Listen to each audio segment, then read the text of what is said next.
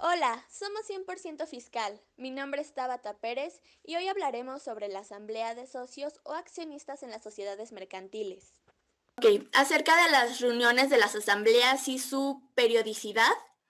En las asambleas pueden reunirse las veces que se consideren necesarias, pero por disposición de la ley, precisamente el artículo 80 de la Ley General de Sociedades Mercantiles, se deberá celebrar por lo menos una vez al año, en la fecha fijada en los estatutos del domicilio social. Y vuelvo a citar. La Ley General de Sociedades Mercantiles es omisa respecto a los asuntos que debe conocer la Asamblea anual, pero teniendo en cuenta que esta facultad de la Asamblea de socios es discutir, aprobar, modificar o reprochar el balance general correspondiente al ejercicio social clausurado. Se deduce que debe ocuparse de este asunto, puesto que también es de suponerse que los socios exigirán que los gerentes les rindan cuentas cuando menos una vez al año. Si expresa o tácitamente renunciaron a lo dispuesto por el artículo 43 de aplicación supletoria a las sociedades de responsabilidad limitada. También en este punto hay que considerar el artículo 10 de la Ley del Impuesto sobre la Renta, o sea, del ICR. Y vuelvo a citar. El impuesto del ejercicio se pagará mediante declaración que presentarán ante las oficinas autorizadas dentro de los 3 meses siguientes a la fecha en la que termine el ejercicio fiscal. En esta parte vamos a hablar acerca de quiénes son los facultados para convocar la asamblea en este tipo de sociedad. Primero, en el artículo 81 de la Ley General de Sociedades Mercantiles señala, quienes están facultados para convocar la asamblea es los gerentes, consejo de vigilancia en caso de haberlo, y a falta u omisión del anterior, podrán hacerlo los socios que representen más de la tercera parte del capital.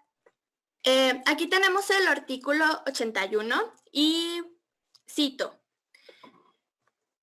Salvo pacto en contrario, las convocatorias se harán por medio de cartas certificadas con acuse de recibo, que deberán contener la orden del día y dirigirse a cada socio por lo menos con 8 días de anticipación a la celebración de la asamblea.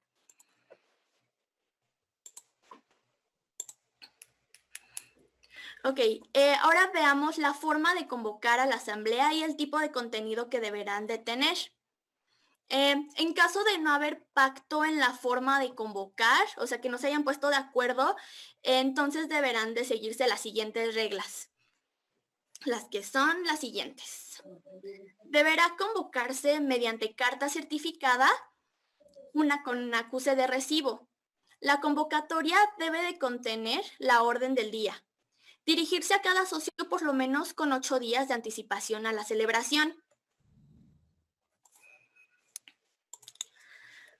Ok, de respetar el convenio entre las partes, los estilos realmente pueden ser variados. Por ejemplo, eh, convocarse mediante publicación en el medio de mayor circulación o específico, hacerlo vía correo o cualquier otro de notificación, contener la orden del día, dirigirse a los socios de manera anticipada con un plazo menor o mayor a los 8 días citados. Y también tiene que ver las necesidades de la empresa. En cuanto menor sea el plazo, es más fácil tomar decisiones, ya que el tiempo siempre es un factor sobresaliente en este tipo de situaciones. El domicilio social. Las asambleas se deberán celebrar Yo voy a en el entrar. domicilio social. La convocatoria deberá contener la fecha y hora, al igual que la orden del día. Para la ley basta que con los socios sean convocados personalmente por cartas certificadas con acuse de recibo.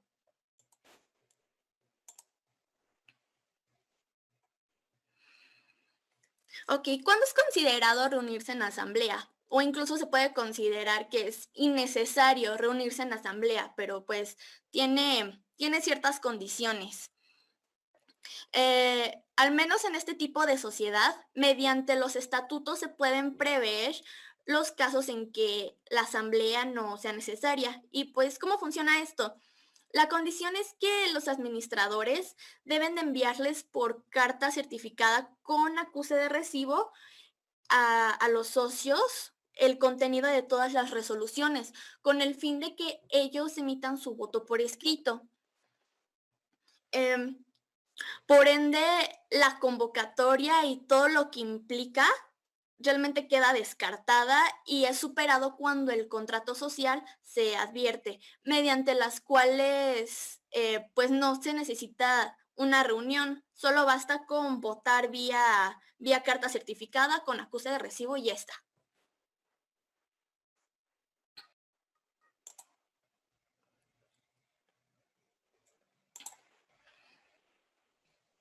Así que podemos concluir que los socios pueden adoptar válidamente acuerdos fuera de la asamblea, en cuyo caso bastará, pero será necesario que así se establezcan los estatutos, o sea, que ya se hayan puesto de acuerdo, que los gerentes remitan a los socios por carta certificada con acuse de recibo el texto de las resoluciones o decisiones, emitiéndose el voto correspondiente por escrito.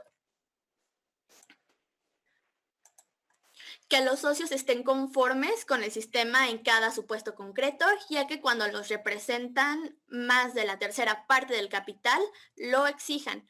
Deberá convocarse a la asamblea, aun cuando los estatutos solo exijan el voto por correspondencia.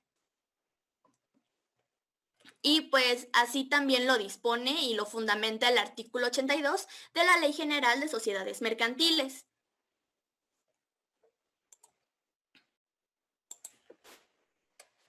Y cito: el contrato social podrá consignar los casos en que la reunión de la asamblea no sea necesaria y en ello se remitirá a los socios por carta certificada con acuse de recibo el texto de las resoluciones o decisiones, emitiéndose el voto correspondiente por escrito. Y si así lo solicitan los socios que representen más de la tercera parte, el 75% del capital social, deberá convocarse a la asamblea, aun cuando el contrato social solo exige el voto por correspondencia.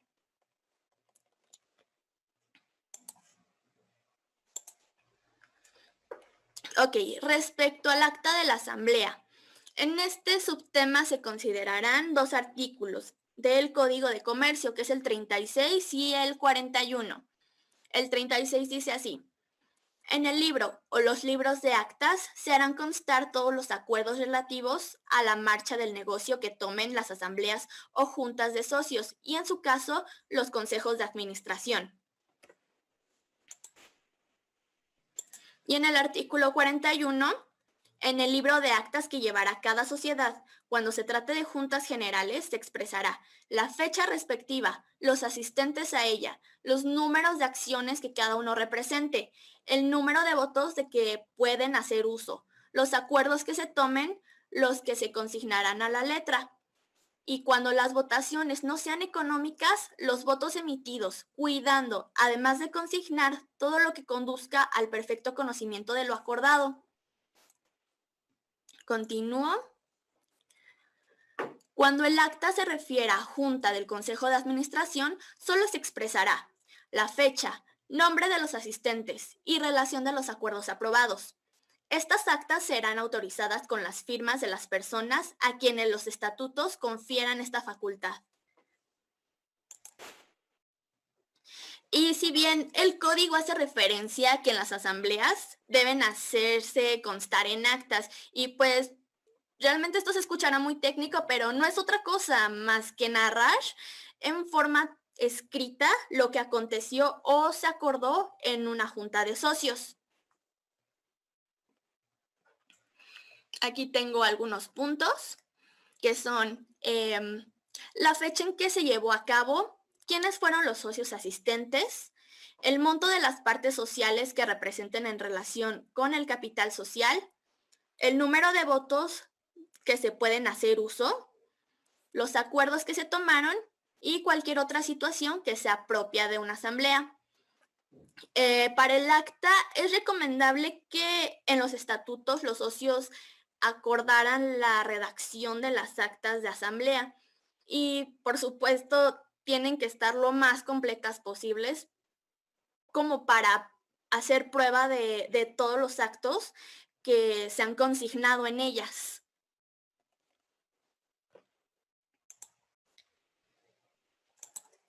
Acerca de la modificación del contrato social. Empecemos con el artículo 83 de la Ley General de Sociedades Mercantiles, y el cual establece: salvo pacto en contrario, la modificación del contrato social se decidirá por la mayoría de los socios que representen, por lo menos las 3/4 partes del capital social, con excepción de los casos de cambio de objeto o de las reglas que determinen un aumento en las obligaciones de los socios, en los cuales se requerirá la unanimidad de votos. Y del mismo modo continúo.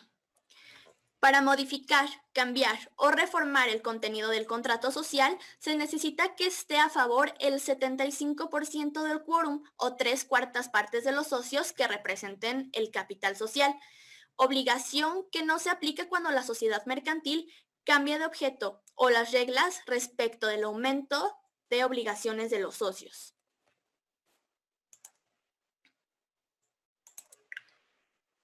Acerca del quórum, mayoría del capital.